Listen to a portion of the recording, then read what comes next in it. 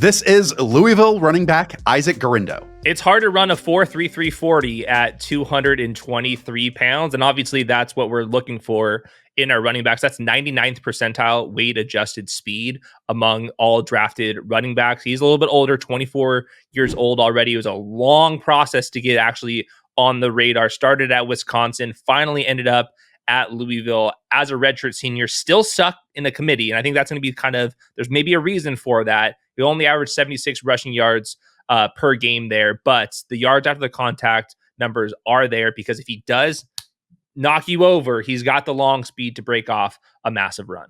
He's a rare athlete. Oh, and I mean, it's really shocking when you go and look at his mock draftable chart. Like you said, 6 foot, 221 pounds. Let's just run through these. 4.33 40 and a 1.55 10-yard split. Yeah.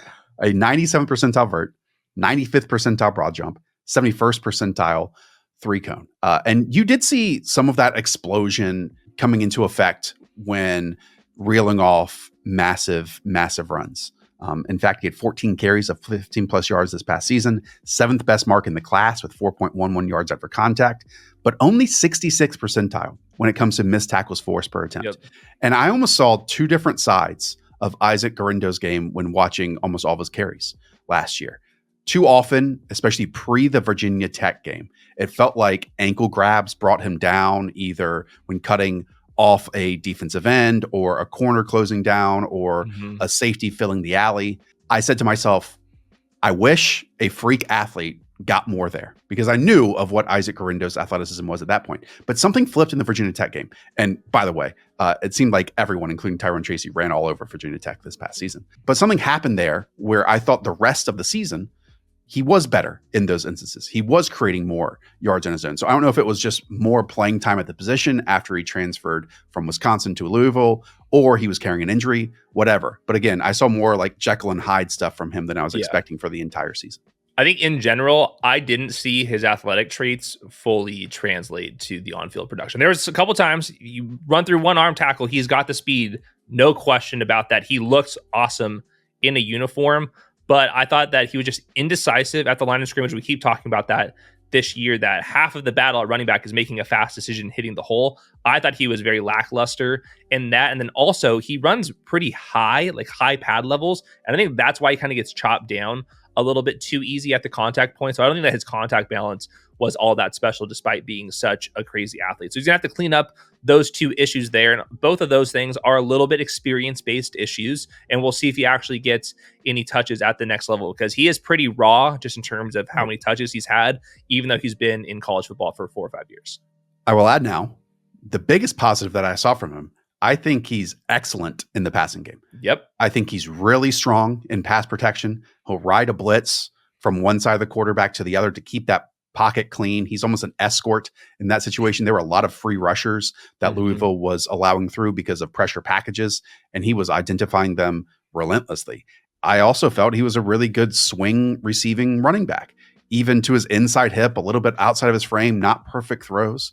And with that catch that he had to adjust to, he would still continue his momentum and pick up yards after it. So in the league, this is great for him. Like he can immediately come in, I think, as a role-playing third down, passing down, receiving back, if these pass protection elements translate to the league.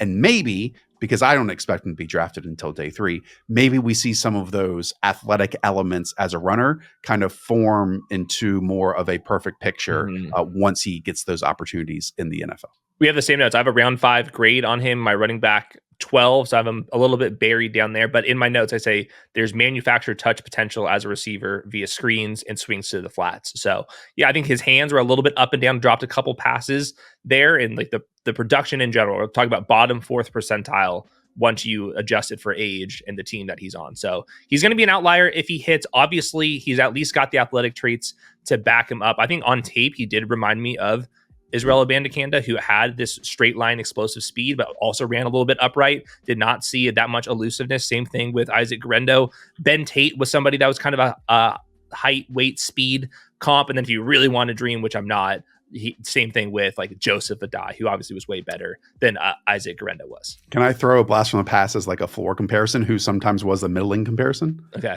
Kristen Michael. Yeah. People loved him. Right, because the potential was always Right. there. And again, I want to stress that to me, athleticism doesn't matter as much to running backs as it does other positions.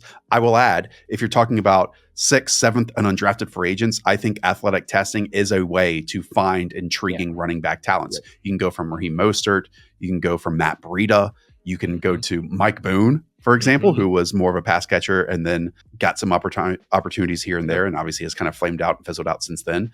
But I do think Isaac Guerendo started his buzz early in draft process at like the Shrine game. And so I would expect probably 5th or 6th round and not in that 7th or undrafted free agent area. And the other thing that he has special teams experience. So I think that makes him like the ideal running back 3. You got to play some special teams. Maybe you get a couple touches per game if he earns them, and then we'll go from there. But yeah, I think it's a long shot to like truly matter. I just think that there's just too many things on tape that just to me are kind of sticking points. You got to be faster at the line of scrimmage. You got to run a little bit lower with your pad level to make the most of your athletic traits. But I would not be surprised on special teams. He's out there and he's going to stay around. Yeah. All right. That does it. Go and watch the other running back videos that we have, or wide receivers or quarterbacks. We have something for you. So click the channel, watch another, and we'll see you at the end of that one.